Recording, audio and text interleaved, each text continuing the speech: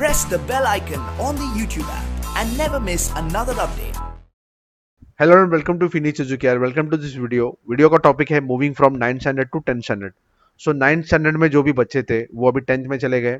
ठीक है, 10th में उन्होंने पढ़ाई भी स्टार्ट कर दिया होगा। बहुत सारे स्कूल्स में या कोचिंग क्लासेस में अप्रैल से ही पढ़ाना चालू कर देते हैं 10th का। तो किसी किसी बच्चों का पढ़ाई हो भी गया रहेगा, किसी किसी बच्चों का पढ़ाई स्टार्ट नहीं हुआ होगा। तो जो जो अलग अलग स्टेज में बच्चे हैं उनको कभी इसके आगे कैसे पढ़ाई करनी है, कैसा अप्रोच रखना है, इसके बारे में मैं इस वीडियो में बात करूंगा। Okay, so first of all देखो, 10th स्टैंडर्ड 9th स्टैंडर्ड से कंपैरेटिवली इजी होता है।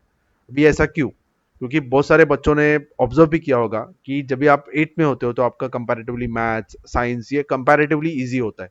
जब भी आप 9th में आते हो, ये महाराष्ट्र बोर्ड के बारे में ज़्यादा आप रिलेट कर पाओगे। या जब भी आप 9th में आते हो तो आपको न्यूमेरिकल्स, आपके जो अलजेब्रा, ज्योमेट्री, फिजिक्स, केमिस्ट्री ऐसे सारे टॉपिक्स आ जाते हैं, ऐसे सारे सब्जेक्ट्स आते हैं, तो थोड़ा टफ हो जाता है। तो 8th से सीधा ट्रांजिशन 9th में करना ये पूरा डिफिकल्ट होता है, इसलिए 9th कंपैरेटिवली डिफिकल्ट होता है। लेकिन आप 10th में जब भी जाओगे तो आपको 9th का कंटिन्यूएशन होगा, 9th के कुछ कंसेप्ट में 10th में आएंगे। तो ये कंटिन्यूएशन की वजह से 10th कंपैरेटिवली इजी होता है। तो अगर आपने 9th में अच्छे से पढ़ाई किया होगा, आपके कंसेप्ट क्लियर होंगे, तो 10th आपको ईजी हो जाएगा। अगर आपने नहीं किया होगा तो 10th में आपको ज़्यादा मेहनत करना पड़ेगा। ज़्यादा मेहनत करोगे तो आपके कंसेप्ट भी क्लियर हो जाएंगे और आपको अच्छे मार्क्स मिलेंगे। सो कंपैरेटिवली 9th ईजी होता है एज कम्पेयर टू 10th।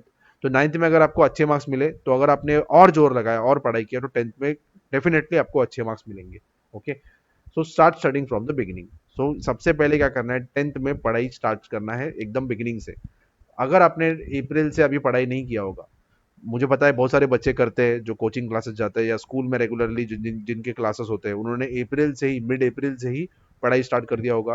किसी किसी बच्चों का 30-40% सिलेबस कंप्लीट भी हुआ होगा। अगर आपका नहीं हुआ है तो अभी स्टार्ट कर दो, इसके आगे अगर लेट मत करो। ये स्टार्ट करने का टाइम है, और अगर आपने इसके आगे डिले कर दिया तो आपको 100% कम मार्क्स मिलेंगे। बहुत सारे वीडियोस बनाते हैं, बहुत सारे लोग वीडियोस बनाते हैं कि 2 महीने में पढ़ाई करो, 3 महीने में 100% लाओ या 90% लाओ। ये ऐसा नहीं होता है। ठीक है, उसके लिए आपको बहुत ही ज़्यादा इंटेलिजेंट होना पड़ता है, बहुत ही ज़्यादा ब्रिलियंट होना पड़ता है, तो आप कर सकते हो। जो अपने जैसे लोग होते हैं, कॉमन लोग होते हैं, जिनका इतने भी इंटेलिजेंट नहीं है कि एक बार पढ़े तो याद हो जाए, तो ऐसे लोग वो नहीं कर पाएंगे। तो अपने को स्टार्टिंग से ही पढ़ाई करना है, तो start studying from the beginning. Beginning मतलब कि अभी से, कल से, आज से ही पढ़ाई करना चालू कर दो। और उसके लिए क्या करना है कि पढ़ाई करना है तो कंसिस्टेंसी रखना है। कि एक दिन मैंने 10 घंटा पढ़ाई किया और अगले 10 दिन कुछ भी नहीं पढ़ाई किया, तो ऐसे होने नहीं वाला है। तो कंसिस्टेंसी रखो। कंसिस्टेंसी मतलब क्या, रोज पढ़ाई करो। एक टाइम टेबल बनाओ। अगर आप स्कूल जाते हो, कोचिंग क्लासेस जाते हो, तो स्कूल में आपको बहुत सारा टाइम गुजरना पड़ता है। कोचिंग क्लासेस जाते हो, उसके बाद स्कूल का होमवर्क, कोचिंग क्लासेस का होमवर्क, बुक कंप्लीशन, ये सब बहुत सारा चीज होता है, बहुत सारा काम होता है अपने को। लेकिन इसमें भी आपको 1-2 घंटा निकालना है सेल्फ स्टडी के लिए। सेल्फ स्टडी मतलब क्या, होमवर्क वगैरह नहीं। खुद जो पढ़ाई करते हो या उसमें पढ़ाई करते हो, या फिर सम सॉल्व करते हो, या फिर क्वेश्चन आंसर्स पढ़ते हो, तो ये जो टाइम होता है उसको बोलते हैं हम सेल्फ स्टडी। तो 1-2 घंटा रोज पढ़ाई करना है आपको। जो आपके डिफिकल्ट टॉपिक्स है उसको रोज पढ़ना है। तो स्टडी डेली, रोज का एक टाइम टेबल बनाओ कि ये भी आप ये टॉपिक्स आप पढ़ोगे, और वो टॉपिक उस दिन पढ़ो। ठीक है, हर टॉपिक के, हर सब्जेक्ट्स का पढ़ाई करो। ऐसे नहीं कि आप 2-3 महीना मैथ्स ही पढ़ते रह गए, बाकी कुछ पढ़ाई नहीं आपने, तो बाद में पता चलेगा मैथ्स में आपको अच्छे मार्क्स मिले, बाकी सब्जेक्ट में अच्छे मार्क्स नहीं मिलेंगे। ठीक है, तो ऐसे नहीं करना है। तो consistency is the key to success. Most important क्या है, कंसिस्टेंसी। कंसिस्टेंसी मतलब रोज पढ़ाई करना, और और रोज का रोज टाइम टेबल फॉलो करना, और रोज का रोज पढ़ाई करना। Then insist on understanding instead of mugging up. Again, बहुत सारे बच्चे क्या करते हैं, रट्टा मारते हैं, रट्टा मारते हैं, रट्टा मारने के बाद उनको जो भी याद होता है, जिनका रट्टा मारने का ताकत अच्छा होता है, तो वो लोग क्या करते हैं, बायहार्ट कर लेते हैं। कुछ भी समझते नहीं है, बायहार्ट कर लेते हैं, एग्जाम में जाके लिख देते हैं। अगर उसमें से कुछ भी भूल गए, गया, कुछ भी उनको याद नहीं आता है, और पूरा आंसर में जीरो मिल जाता है। तो ऐसे नहीं करना है, समझना है, समझ के लेना है। जो भी टॉपिक्स है, मैथ्स है, साइंस है, हिस्ट्री है, ज्योग्राफी है, अंडरस्टैंड करो, समझ लो। अगर आपको समझ गया, और आपका अगर राइटिंग स्किल्स अच्छा होगा, इंग्लिश अच्छा होगा, मराठी अच्छा होगा, तो उसमें आप खुद भी लिख सकते हो। तो उसमें आपको रट्टा मारने की जरूरत नहीं है, समझ लो। पॉइंट्स रट्टा मार सकते हो, कीवर्ड्स रट्टा रट्टा मार सकते हो, पूरा का पूरा आंसर रट्टा मारने का जरूरत नहीं है। तो समझ लो, समझ के पढ़ाई करो, बायहार्ट मत करो। मगिंग अप मतलब क्या, बायहार्ट करना, रट्टा मारना नहीं है। ठीक है, then revision is the key to success. बार बार रिवीजन करना बहुत इंपॉर्टेंट है। जो भी आप टाइम टेबल बनाओगे उसमें आपको रिवीजन के लिए टाइम रखना है। अगर आप हफ्ता भर पढ़ाई करते हो तो संडे को रिवीजन करो।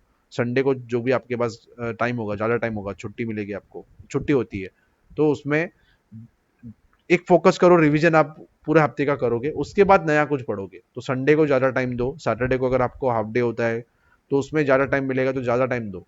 जितना ज़्यादा टाइम यूटिलाइज कर सकते हो उतना यूटिलाइज करो, क्योंकि टाइम बहुत कम है। फटाफट आपके टाइम खत्म हो जाएगा, आपको पता भी नहीं चलेगा, साल कभी खत्म होगा, कभी मार्च आएगा, कभी आपकी एग्जाम होगी। तो जितना हो सके उतना रोज पढ़ाई करो, जितना हो सके उतना रेगुलरली पढ़ाई करो, और ज़्यादा से ज़्यादा सब सब्जेक्ट्स की पढ़ाई करने का कोशिश करो।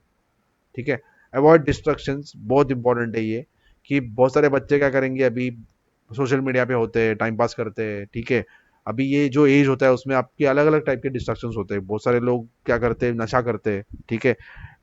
उसके बाद दूसरा भी नशा होता है जिसको बोलते हैं प्यार। बहुत सारे बच्चों को प्यार हो जाता है। ये जो क्या होता है, प्यार वगैरह कुछ नहीं होता है इस एज में, ये होता है अट्रैक्शन। ठीक है। अट्रैक्ट हो जाते हो आप किसी की तरफ, तो उसमें क्या होता है आपको पता नहीं होता है, आपका टाइम कभी वेस्ट हो जाएगा उसके पीछे। वो बंदा क्या करेगा या बंदी क्या करेगी, पढ़ाई करती रहेगी, आप उसके पीछे घूमते रहोगे। पता चलेगा बाद में कि उसको अच्छे मार्क्स मिले, आप पीछे रह गए, तो आपको अच्छे कॉलेज में एडमिशन नहीं मिलेगा, उसको अच्छे कॉलेज में एडमिशन मिल जाएगा। तो ये ऐसा सब नहीं करना है। ठीक है। अगर आपको किसी के बारे में कुछ फीलिंग्स है, कोई प्रॉब्लम नहीं है, सही बात है, लेकिन पढ़ाई के ऊपर उसका असर नहीं होना चाहिए। तो ये सारे डिस्ट्रैक्शंस को अवॉइड करना है। ठीक है। Stay focus, enjoy the process. जो प्रोसेस है पढ़ाई करने का, जो भी आपका प्रोसेस है, उसको एंजॉय करो। ठीक है। एंजॉय करना बहुत इंपॉर्टेंट है। ताकि एंजॉय करोगे तभी आप रोज रोज पढ़ाई करोगे, तभी आपको लगेगा बुक उठाने का मन करेगा। आपको अगर फ्रस्ट्रेट हो जाओगे या आपको लगेगा यार क्यों पढ़ रहा हूँ, तो नहीं पढ़ाई करोगे। तो जितना हो सके फोकस रहो, डिस्ट्रैक्शंस अवॉइड करो, और प्रोसेस को एंजॉय करो। रोज जो भी आपका टाइम टेबल है, रोज जो भी आप पढ़ाई करते हो, उसको एंजॉय करके पढ़ाई करो। समझ लोगे तभी आपको एंजॉय कर पाओगे। रट्टा मारने का होगा तो एंजॉय नहीं करोगे। ठीक है। आपका जो जिस टाइम पे आपको देखो, हर इंसान का एक प्राइम टाइम होता है। प्राइम टाइम मतलब क्या, जिस टाइम पे हम लोग बहुत ज्यादा अलर्ट होते हैं। ठीक है। किसी का सुबह होता है, किसी का रात होता है।